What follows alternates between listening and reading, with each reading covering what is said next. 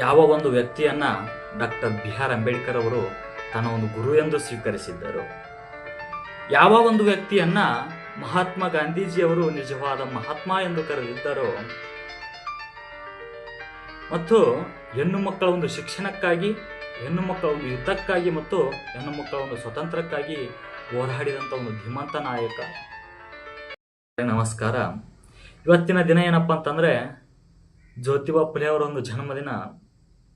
ಈ ಜ್ಯೋತಿಬಾ ಫುಲೆ ಅವರು ಒಂದು ಹೆಣ್ಣು ಮಕ್ಕಳ ಶಿಕ್ಷಣಕ್ಕಾಗಿ, ಹೆಣ್ಣು ಮಕ್ಕಳ ಒಂದು ರಕ್ಷಣೆಗಾಗಿ ಮತ್ತು ಹೆಣ್ಣು ಮಕ್ಕಳ ಒಂದು ಸ್ವತಂತ್ರಕ್ಕಾಗಿ ಹೋರಾಡಿದಂಥವರು ಈ ಒಂದು ಜ್ಯೋತಿಬಾ ಫುಲೆ ಅಂತಕ್ಕಂಥವ್ರು.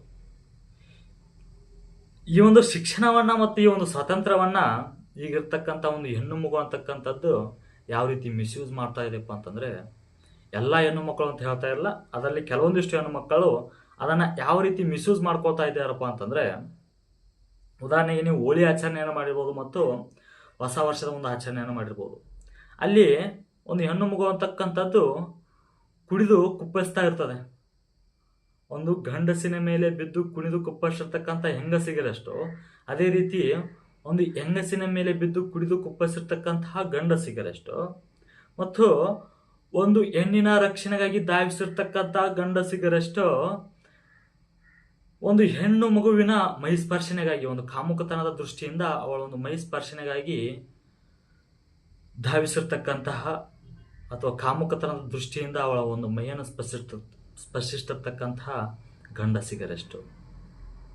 ಇಲ್ಲಿ ನೀವು ಹೇಳ್ಬೋದು, ಇದೊಂದು ಪ್ರಜಾಪ್ರಭುತ್ವ ರಾಷ್ಟ್ರ, ಇಲ್ಲಿ ನಾವು ಏನನ್ನಾದ್ರೂ ಆಚರಣೆ ಮಾಡ್ತಕ್ಕಂತಹದ್ದು ಮತ್ತು ನಮಗೆ ಇಷ್ಟ ಬಂದಲ್ಲಿ ಕುಣಿತಕ್ಕಂಥದ್ದು ನಮ್ಮ ಹಕ್ಕು. ಇದನ್ನು ಕೇಳಲಿಕ್ಕೆ ನೀನ್ಯಾರು ಮತ್ತು ನೀವ್ಯಾರು ಅಂತಕ್ಕಂಥದ್ದು ಒಂದು ಪ್ರಶ್ನೆ ನಿಮ್ಮಲ್ಲಿ ಹುಟ್ಟಬಹುದು. ಹೌದು, ನಾನು ಯಾರೋ ಅಲ್ಲ, ನಿಮ್ಮ ಒಂದು ವೈಯಕ್ತಿಕ ಹಕ್ಕನ್ನು ಕೇಳಲಿಕ್ಕೆ ನಾನು ಯಾರೋ ಅಲ್ಲ. ಆದರೆ ನನ್ನ ಒಂದು ಪ್ರಶ್ನೆ, ಇಷ್ಟೆಲ್ಲ ತಮ್ಮ ಒಂದು ಜೀವನವನ್ನು ಮುಡುಪಾಗಿಟ್ಟು, ಸಾವಿತ್ರಿಬಾಯಿ ಫುಲೆ ಮತ್ತು ಜ್ಯೋತಿಬಾ ಫುಲೆ ಅಂತಕ್ಕಂಥವರು ಇಷ್ಟೆಲ್ಲ ತಮ್ಮ ಒಂದು ಜೀವನವನ್ನು ಮುಡುಪಾಗಿಟ್ಟು ಇಂತಹ ಒಂದು ಸ್ವಾತಂತ್ರ್ಯಕ್ಕಾಗಿ, ಇಂತಹ ಒಂದು ಮಾದರಿ ಓದ್ತಕ್ಕಂತಹ ಹೆಣ್ಣು ಮಗು ಮುಂದಿನ ಸಮಾಜದಲ್ಲಿ ಬೆಳವಣಿಗೆ ಆಗಲಿ ಅಂತಕ್ಕಂಥ ಒಂದು ಕನಸನ್ನಿಟ್ಟುಕೊಂಡು ಇಂಥ ಒಂದು ಸ್ವತಂತ್ರಕ್ಕಾಗಿ ಆ ಒಂದು ಜ್ಯೋತಿಬಾ ಫುಲೆ ಮತ್ತು ಸಾವಿತ್ರಿಬಾಯಿ ಫುಲೆ ಅಂತಕ್ಕಂಥವರು ಹೋರಾಡಿದ್ರ ಅಂತಕ್ಕಂಥದ್ದು ನನ್ನ ಒಂದು ಪ್ರಶ್ನೆ.